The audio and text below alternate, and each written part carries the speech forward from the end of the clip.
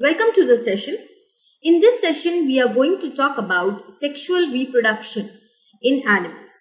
Now, when we were talking about the sexual reproduction, we have already studied what exactly is sexual reproduction in plants. In that, we saw that there was formation of gametes. These gametes were male and female gametes, right? And in plants, we saw that the male parts, that is the male reproductive parts, produce the male gamete, and the female reproductive parts produce the female gamete. If you remember, there were plants, those like your China rose, right? Then there were plants like papaya, right? All of these plants were the ones which reproduced sexually, and they had the male reproductive parts and the female reproductive parts. If you remember, in the flowers, we had stamen as the male reproductive part, right?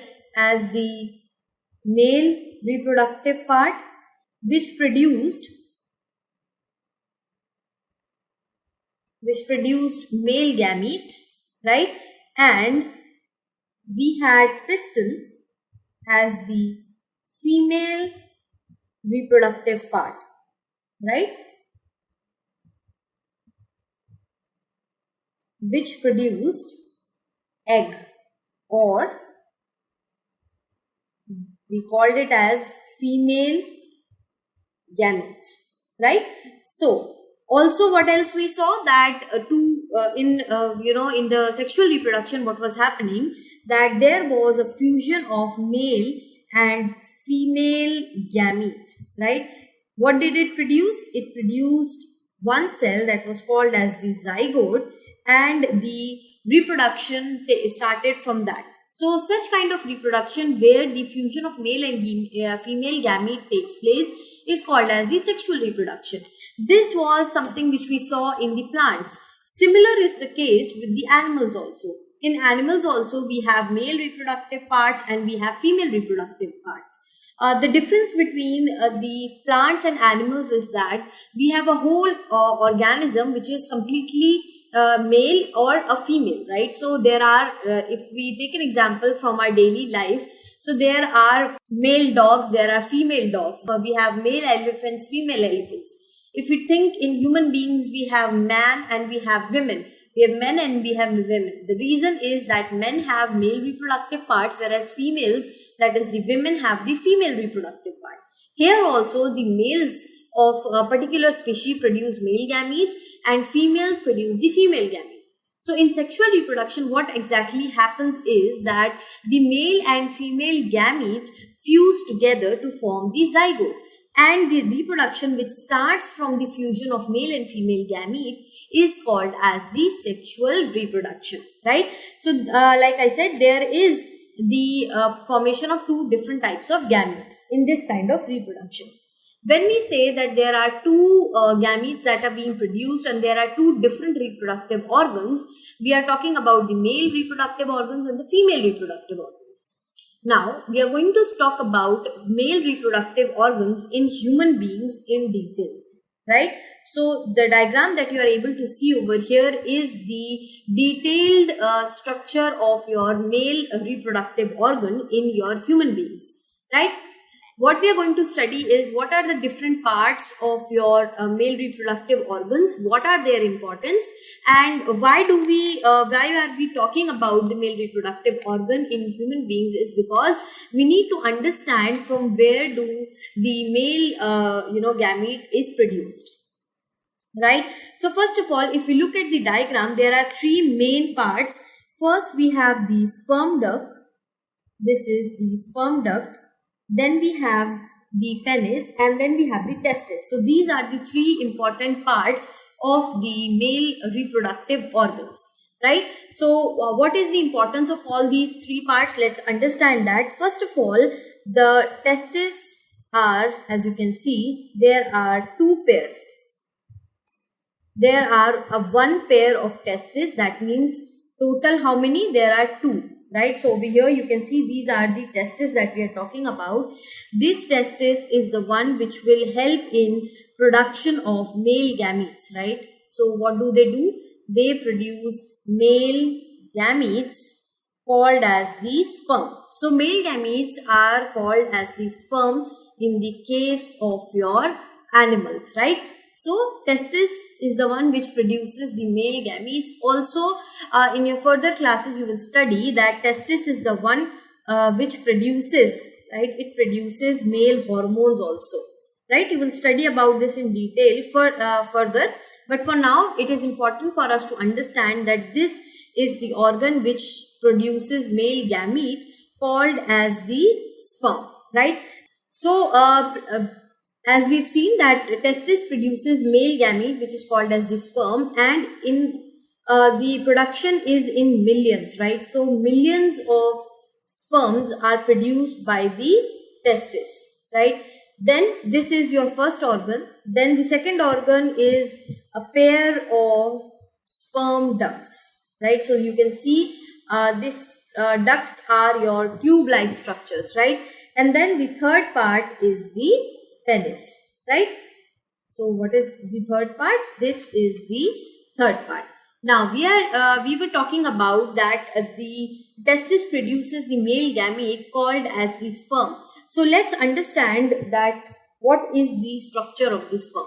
Now this is what a sperm looks like. It is a single cell, right? Although it might look a little different than the normal cells that you see. We've already talked about that how cells are different from one another basing on their function, right? Even their shape and size are different. Similarly, the sperm is also a single cell which has a particular function. It has all the usual components of the cell, right? But there are three parts in which the whole sperm is divided. That is the head, we have the middle piece, and you have the tail, right? So now, if when we were talking about the cell, we said that the shape and the size of the cell was dependent on the function. Now you might wonder that what is the function of the tail in the case of sperm. Now the sperm actually travels through the female reproductive organ. When we are going to talk about the female reproductive organ, you'll be able to understand furthermore what is the significance of the tail. So this tail is helping the sperm to move inside the female reproductive organ, right, to reach the egg cell, right? Now if you remember, when we were talking about the definition of sexual reproduction, we said that the fusion of male and female gametes should take place, right? But the male gamete is present in the male reproductive system and the female gamete is present in the female reproductive system. So when the sperm is released into the female reproductive system, this tail helps in moving the sperm through it and it reaches the ovum, right? So for now, it is important for you to understand that the sperm is divided into three parts. That is the head, you have the middle piece, and then you have the tail. It is quite small. The size is quite small, and at one time millions of sperms are produced, right? For now, also remember to memorize this diagram, because it is one of the most important diagrams whenever you are talking about the reproductive system. Not only in this class but in further classes also, many a times questions are asked basing on this particular diagram itself, right? So again, to understand this, we are going to go ahead and answer the question that Paheli has. And what is that? What purpose does the tail in a sperm serve? So tail helps in moving the sperm in the female reproductive organ.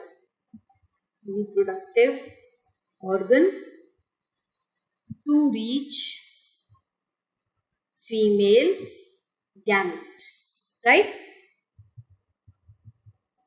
So in this way we see that the male reproductive organ has basically three important parts. First is the pair of testis, then you have a pair of sperm duct, and third you have a penis. And in the testis, millions of sperms are produced. These sperms are transported through the sperm duct towards the pelvis, right? Further, you will study about the male reproductive system in further detail in your, in your other classes, higher classes. As of now, it is important for you to remember these three basic components of the male reproductive system. Then also remember the main three parts of the sperm, that is your head, middle piece and your tail. Remember students, again I am repeating this, that the shape of the sperm depends on the kind of function that it is doing, right? So the tail serves a very, very important function, and it allows the movement of the sperm in female reproductive organ to reach the female gamete, that is ova, right? Now, once we've understood this, now let's move on and answer some questions.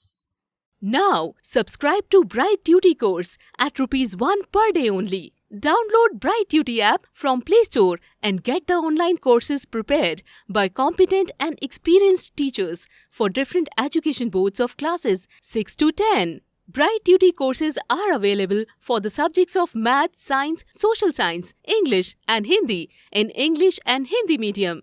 Bright Tutee follows 3-step approach, that is learning, assessment and exam preparation. In learning, topic-wise video lectures with explanation of concepts and discussion of textbook examples and questions are available with the solutions. In assessment, topic-wise online MCQ test, practice assignments and chapter-wise question bank are available with the solutions. In exam preparation, previous year's question papers, sample papers and model test papers are available with the solutions. Sign up today on Bright Tutee and avail your courses at affordable prices.